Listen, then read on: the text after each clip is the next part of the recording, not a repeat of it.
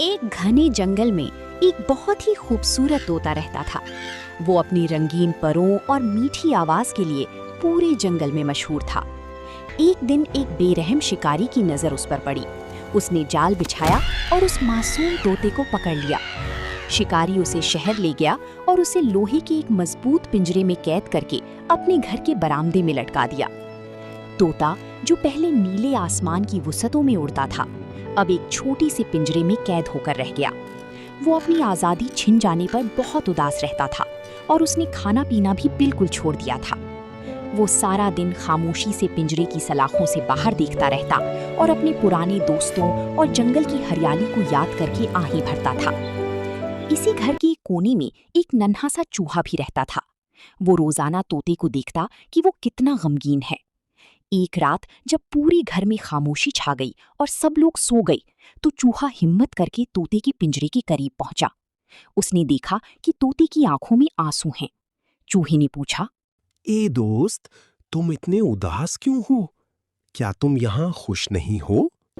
तोते ने रोते हुए जवाब दिया, भाई, आजादी से बढ़कर कोई नेमत नहीं होती। मैं इस लोहे की कैद में घुटकर मर जाऊंगा।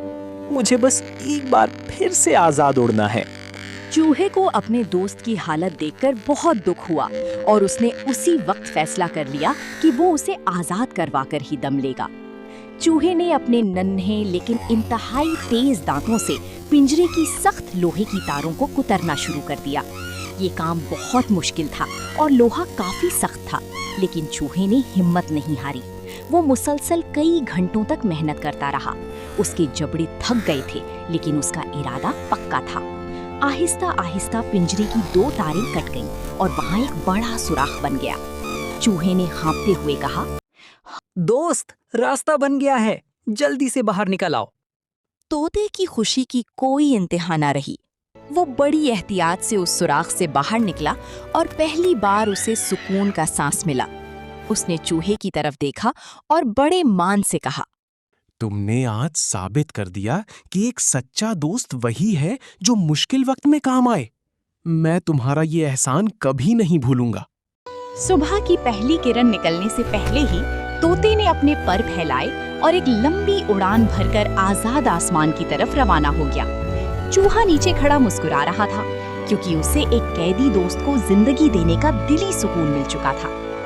तो प्यारे बच्चों, इस कहानी से हमें ये सबक मिलता है, सच्चा दोस्त वही होता है जो मुश्किल वक्त में साथ दे।